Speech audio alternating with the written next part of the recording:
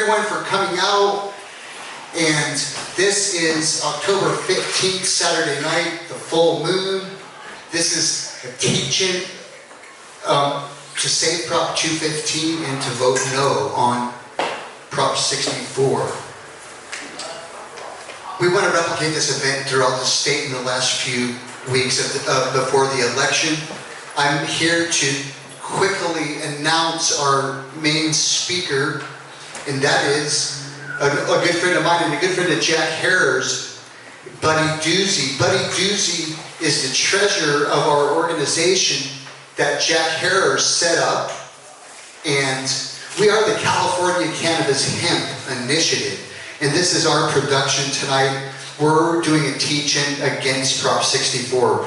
So Buddy Duzy is an old-time activist, Grateful Dead family, who was good friends of Captain Ed Adair, who's considered one of the founding fathers of the cannabis hemp modern reform movement, of which Jack Harrer later took up the slack. So Buddy predates even Jack with his activism, and I always heard about Buddy through Jack Harrer, and finally had the pleasure of meeting him. Once again, Buddy's the treasurer of our organization. We're the California Hemp Initiative 2016. We have a political action committee, and we fought long and hard to get this on the ballot. We tried to get this on the ballot in 2016 and failed, but we've been trying since 1990 to get this initiative on the ballot. Buddy's here to educate us, and I thank you, Buddy. Thank you, Robert Norris. Thank you, everyone that came out. Thank you, Sasha, for helping promote this event, and thank you, Elijah, for videoing. And without further ado, I welcome you, Buddy, to our event.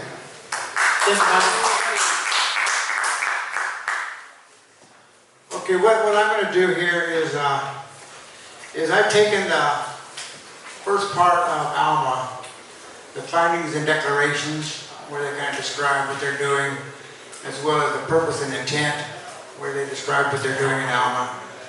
And I analyzed, sentence by sentence, and I'll give you my opinion on what it is saying. I have, if anybody doesn't have a copy, I have a copy to follow along. Basically, these are the remarks that I'm going to be presenting. And I have them in colors because I'm just going to address certain parts of each paragraph. I won't be addressing the entire thing, just the ones that I find relevant. So this is an analysis of the findings and declarations and the purpose and intent of AUMA. Currently in California, non-medical marijuana use is unregulated, untaxed, and occurs without any consumer or environmental protections. My analysis of that sentence. I believe this opening sentence is thematic of the whole initiative. The narrative that they wish to portray is that cannabis is a danger to the people and the environment, that it is dominated by ruthless criminals and cartels, and must be singled out for extensive regulation by nearly a dozen different enforcement agencies. The truth is that there are already laws on the books that protect our environment. It's already illegal to steal and divert water and to use federal lands without authorization. The second sentence goes like this. The Control, Regulate, and Tax Adult Use of Marijuana Act will legalize marijuana for those over 21 years old, protect children, and establish laws to regulate marijuana cultivation, distribution, sale, and use, and will protect Californians and the environment from potential dangers. Analyzing this sentence, it's possible that legalization can be framed in a manner that's worse than criminalization. And that's the case with AUMA. Most of the criminal laws governing cannabis will remain on the books. It will still be illegal to sell or possess cannabis in most cases. You can still go to jail or prison for possessing larger quantities or for sharing cannabis with someone under the age of 18. The same arbitrary DUI enforcement will still exist, where the judgment of the police officer, coupled with a positive test for metabolized cannabis, is usually enough to get a DUI conviction. Moving on to sentence number 3, AUMA establishes the Bureau of Marijuana Control within the Department of Consumer Affairs to regulate and license the marijuana industry. Actually, it doesn't create a new Bureau of Marijuana Control. It just takes over MRSA. MRSA is the medical marijuana. MRSA is the law that was just passed in 2015 and signed by Governor Brown. And it created the Bureau of Medical Marijuana Control. What AUMA does is it usurps that bureau, it drops the word medical, and it expands it to cover recreational pot. All of the onerous regulations contained in the MRSA bill will remain intact. The next point is point B in the findings and declarations. And I'll move on to the second sentence, where it says, abuse of the medical marijuana system in California has long been widespread, but recent bipartisan legislation signed by Governor Jerry Brown is establishing a comprehensive regulatory scheme for medical marijuana. My analysis is this. The notion that there's widespread abuse in the current medical cannabis industry is driven by the opposition's claim that doctors are writing notes to just about anybody who wants one. They point out that the CUA, Compassionate Use Act, that's Proposition 215, was written to allow seriously ill patients legal access to cannabis, and so only seriously ill patients should be eligible to enjoy the right to use legal cannabis. But 20 years of accumulated experience in medical cannabis use has demonstrated that the benefits of cannabis extend far beyond benefits afforded only to seriously ill patients. Patients suffering from stress, insomnia, PTSD, and other ailments, which may not be considered serious to some, are able to use legal cannabis for relief. The CUI, the Compassionate Use Act language, states that cannabis can be used legally by patients suffering from not only serious ailments listed in the CUA, but I quote, I'm quoting 215 now, any other illness for which marijuana provides relief. So the CUA actually allows cannabis, doctors that recommend cannabis, for just about anything that marijuana will provide relief. And so if that's being too liberal, I don't see how that's being too liberal, since we all know from 20 years of experience that cannabis relieves all kinds of ailments. So given this language, a doctor can, in good conscience, recommend cannabis to just about anyone who wants to use cannabis instead of or in addition to other medications. Claiming that this is widespread abuse is to reinforce the recurring theme of AUMA, that pot is so dangerous that we can only legalize it if it is tightly regulated. 80 years ago, anti-cannabis hemp special interests gave us reefer madness. The notion that the cannabis hemp plant was so dangerous that the entire plant should be made illegal. What AUMA is doing is giving us reefer madness 2.0. The acknowledgement that more and more people are coming to the realization that they lied about reefer madness and that marijuana isn't as bad as they said, but it's still so bad that it has to be legalized under what will turn out to be the most regulated scheme of any existing legal substance. Cannabis under AUMA will be regulated more heavy than any heavy narcotic or just about anything except for maybe nuclear fuel.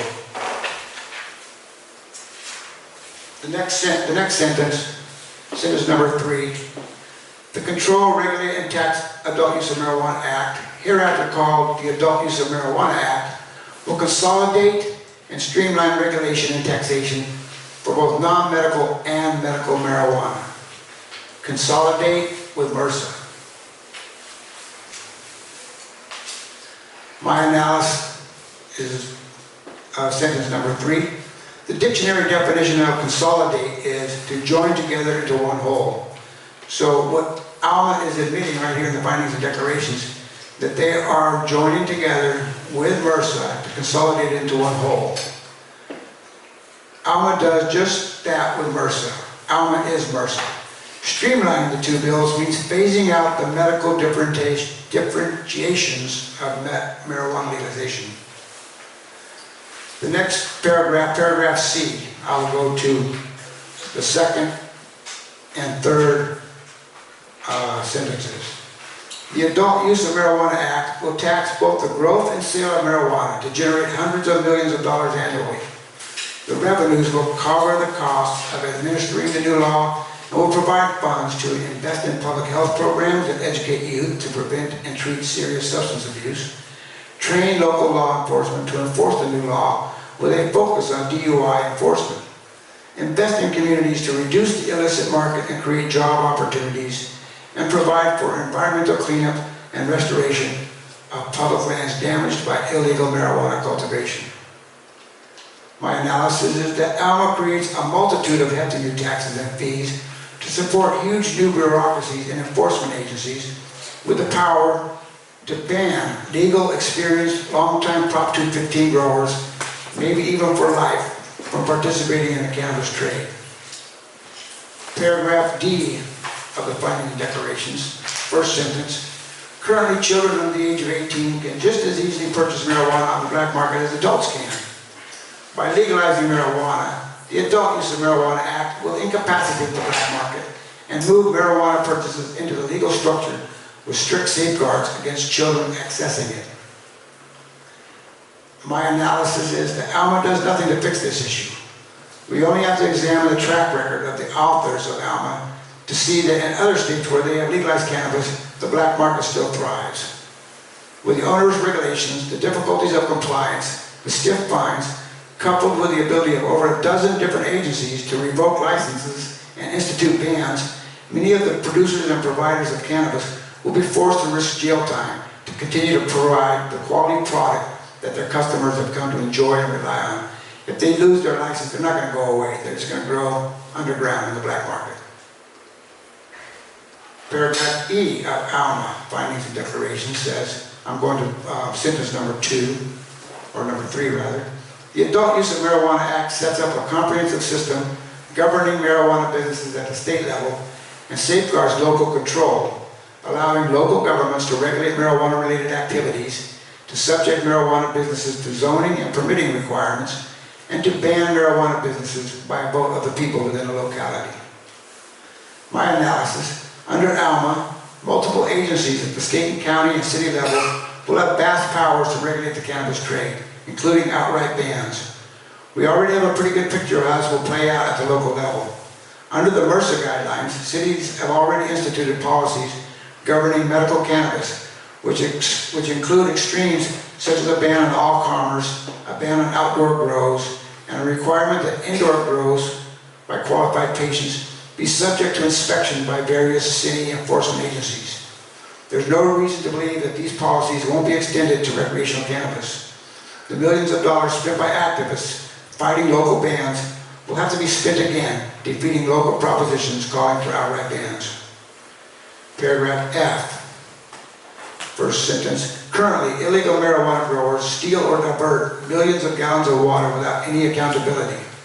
The Adult Use of Marijuana Act will create strict environmental regulations to ensure that marijuana is grown efficiently and legally, to regulate the use of pesticides, to prevent wasting water, and to minimize water usage. My analysis of this sentence. There's already existing agricultural regulations to protect the environment. There already are laws pertaining to diverting and stealing water. Moving on to sentence number 4. The Adult Use of Marijuana Act will crack down on the illegal use of water and punish bad actors while providing funds to restore lands that have been damaged by illegal marijuana grows.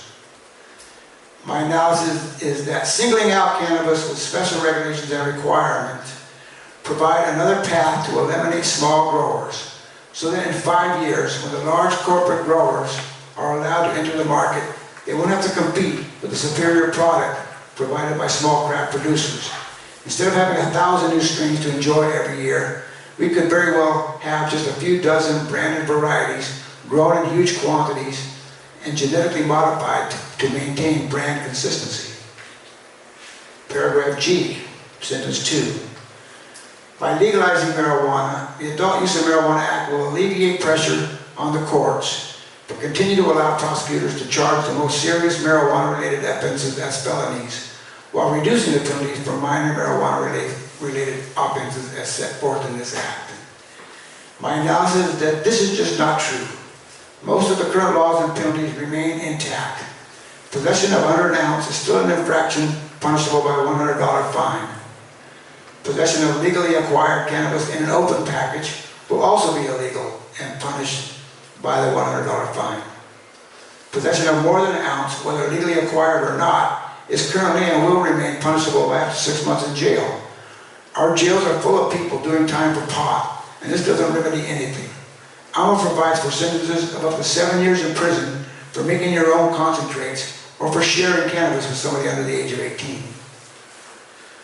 Paragraph H of the findings and declarations. By bringing marijuana into a regulated and legitimate market, the Adult Use of Marijuana Act creates a transparent and accountable system. This will help police crack down on the underground black market that currently benefits violent drug cartels and transnational gangs, which are making billions from marijuana trafficking and jeopardizing public safety. My analysis: AUMA provides funding and instruction to law enforcement to put focus on illegal cannabis-related activity, including false DUI, possession, transporting open containers, smoking in public, and other victimless crimes that cannabis reform is supposed to eliminate. The next paragraph, paragraph I of the findings and declarations. The Adult Use of Marijuana Act creates a comprehensive regulatory structure in which every marijuana business is overseen by a specialized agency with relevant expertise. The Bureau of Marijuana Control, housed at the Department of Consumer Affairs, will oversee the whole system and ensure a smooth transition to the legal market, with licenses issued beginning in 2018. The Department of Consumer Affairs will also license and oversee marijuana retailers, distributors, and micro-businesses. The Department of Food and Agriculture will license and oversee marijuana cultivation, ensuring that it is environmentally safe.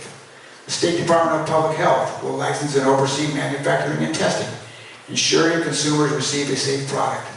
The State Board of Equalization will collect the special marijuana taxes, and the Comptroller will allocate the revenue to administer the new law and provide the funds to critical investments.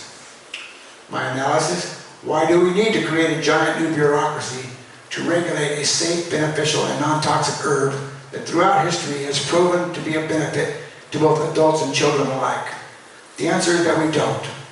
Early versions of the U.S. Pharmacopoeia, printed in the early 1900s, before cannabis was targeted for suppression by pharmaceutical and other special interests, listed cannabis as a prime indicator of relief for over 300 ailments, including many child-specific ailments, such as colic for babies. There is no reason that adult cannabis use can't be regulated in the same manner as beer and wine. It will be relatively easy to integrate cannabis into existing regulations applicable to beer and wine, from the plant to the consumer. That bureaucracy already exists. The reasoning behind AUMA doing it this way is to promote that same recurring theme: pot is dangerous. It needs tight regulation, and massive funding needs to be provided to the multitude of enforcing agencies to expand the police state in order to protect us from this dangerous drug. Reefer Madness 2.0. The next paragraph, paragraph J in the findings and declarations, states, the first sentence states, the Adult Use of Marijuana Act ensures that non-medical marijuana industry in California will be built around small and medium-sized businesses by prohibiting large-scale cultivation licenses for the first 5 years. My analysis of that sentence is, in 2015, the Drug Policy Alliance, the Marijuana Policy Project, and the California Legislature created the Blue Ribbon Commission, headed by Lieutenant Governor Gavin Newsom, and took it on a listening tour to solicit the wishes of interested parties on all sides of the cannabis issue.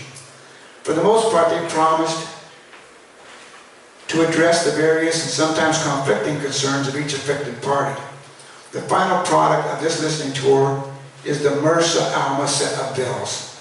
It is a discombobulated parsing of policies into 4 different pieces of legislation that allow the authors to appease everyone in spite of the conflicts. When the concerns of one party conflicted with those of another party, one part of the bill grants the wish, and in another part the wish is taken away. In this instance, one of the recurring and often cited concerns of producers and providers is that with legalization, big corporations will take over the cannabis market. To address this, all licenses issued in the first 5 years will be for small and medium-sized grows. These sizes are substantial enough to satisfy the need of most current growers. But AUMA was written by and for large corporate interests who will need much larger grows in order to satisfy the worldwide demand for their branded California cannabis. 5 years should be enough time to wipe out most of the small craft growers, since it only takes one disciplinary action to revoke a license. The next sentence, sentence number 2, states, the Adult Use of Marijuana Act also protects consumers and small businesses by imposing strict anti-monopoly restrictions for businesses that participate in the non-medical marijuana industry. What I found is that this is just a flat-out lie. The only time monopolies are addressed in the entire bill is in funding a university study to evaluate the AUMA implementation over the course of 10 years and to make non-binding recommendations to the legislature on ways to improve the legislation. One of the areas to be addressed by this study is whether additional protections are needed to prevent unlawful monopolies or anti-competitive behavior from occurring in the non-medical marijuana industry, and if so, recommendations as to the most effective measures for preventing such behavior. Now that is hardly what they say, as that AUMA proposes strict anti-monopoly restrictions. That's not imposing nothing, that's just allowing some university to make a recommendation, which they may or may not accept. Okay, that covers the findings and declarations. The next section of AUMA is entitled Purpose and Intent. And these paragraphs are lettered A through AA, A through Z and then AA. I'm going to only address the ones that I thought were pertinent to, or the most important ones. And we'll start with C, paragraph C. Allows local governments to enforce state laws and regulations for non-medical marijuana businesses and enact additional local requirements for non-medical marijuana businesses, but not require that they do so for a non-medical marijuana business to be issued a state license and to be legal under state law. And D, allow local governments to ban non-medical marijuana businesses as set forth in this act. My analysis of these paragraphs, this is the non-medical version of what MRSA has already implemented. It sets the minimum regulatory scheme as the state version, but then allows cities and counties to impose additional regulations, fees, and fines above and beyond the state mandates. There are no restrictions on how many additional regulations and requirements can be added by local governments. It differs from MRSA in that an outright ban must be put to a vote at the local level. This limitation, though, is almost meaningless, given that cities and counties have the power to literally regulate the cannabis trade to death in their jurisdictions. Paragraph E, require track and trace management procedures to track non-medical marijuana from cultivation to sale. They do this by developing a centralized computer database which will contain all this information and make it readily available to law enforcement and licensing agencies. Paragraph H, require non-licensed non-medical marijuana businesses to follow strict environmental and product safety standards as a condition of maintaining their license. I find this to be just another example of how easy it is, how easy it will be to lose your business license. Paragraph I states, prohibit the sale of non-medical marijuana by businesses that also sell alcohol or tobacco. Okay, I don't really understand what this prohibition is all about.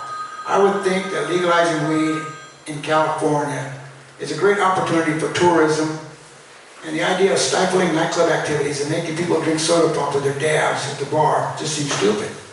I suspect it may have something to do with lowering consumption of alcohol and drugs if you're smoking weed at the same time. So maybe the special interests don't like the idea of cannabis competing with their alcohol and drugs. Their alcohol and tobacco, I mean. Paragraph K, strengthens the state's existing medical marijuana system by requiring patients to obtain, by January 1st, 2018, a new recommendation from their physician that meets the strict standards signed into law by the governor in 2015, and by providing new privacy protection for patients who obtain medical marijuana identification cards as set forth in this act. My analysis of this paragraph is that currently, under the Compassionate Use Act, a written recommendation from a physician is all we need to use medicinal cannabis. There is no requirement that the government needs to be made aware of that arrangement. The new strict standards changes that. Not only do we have to register with the government The strict standards which physicians now must comply with includes a requirement that physicians apply the same rules that currently govern writing prescriptions for drugs with a high potential for abuse. Drugs like OxyContin and other opiate drugs under current law require that physicians evaluate criteria such as the patient's past history of drug abuse. And upon such a finding, they must refer the patient to a specialist who would make the final determination if cannabis should be allowed. The new MRSA standards also prohibit doctors from writing excessive notes and allow for sanctions against physicians who are deemed to have written excessive notes. Only serious illnesses will qualify under the new standards. The wording in the COA allowing physicians to write notes for, quote, any other illness for which marijuana provides relief are removed from the MRSA bill. So when the Blue Ribbon Commission assured the cannabis providers that they get to keep their businesses intact, they didn't tell them that in another part of the bill, they would be taking away most of their patients who no longer qualify under the new MRSA strict standards to use medicinal cannabis. Obviously, they want these businesses to convert to recreational sales. Paragraph M says, allow local governments to reasonably regulate the cultivation of non-medical marijuana for personal use by adults 21 years and older through zoning and other local laws, and only to ban outdoor cultivation as set forth in this act. My analysis, the words reasonably regulate are purely subjective, and there are no defined parameters as to what they mean. Banning outdoor personal grows, coupled with the allowance that authorities can inspect personal grows, opens our doors to enforcement personnel who can come into our homes. If any irregularities are found, they can search the premises for additional instances of non-compliance. If children are present, they can report this to Child Services, who can remove the children from our custody. The language in AUMA that protects parents from having their children seized from them contains the phrase by itself, meaning it says that parents are free from having to worry about child services as long as they're complying with the law by itself, as long as they're complying with the COA by itself, which means that if there's any other extenuating circumstances, such as maybe having an open bag of weed lying on your table or something, that means that it's no longer by itself, and there's another irregularity which could open up you and your children to having your children seized. And here is the actual wording of that portion of the bill. 11362.84. The status and conduct of a qualified patient who acts in accordance with the Compassionate Use Act shall not, by itself, be used to restrict or abridge custodial or parental rights to minor children in any action or proceeding under the jurisdiction of family court or juvenile court. The key words are by itself, because it doesn't take much to find something else that has gone wrong that wipes this whole little paragraph out. Moving on to paragraph P.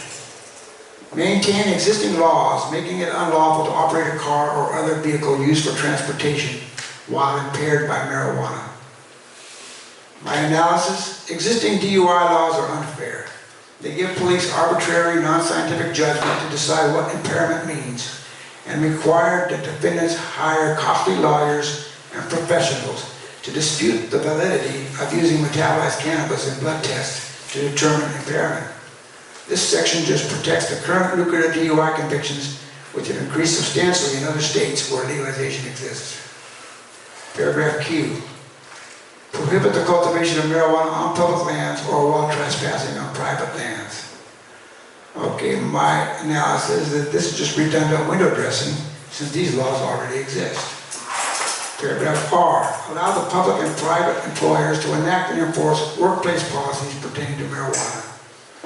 This section eliminates any employment protections given to medical patients and allows for enactment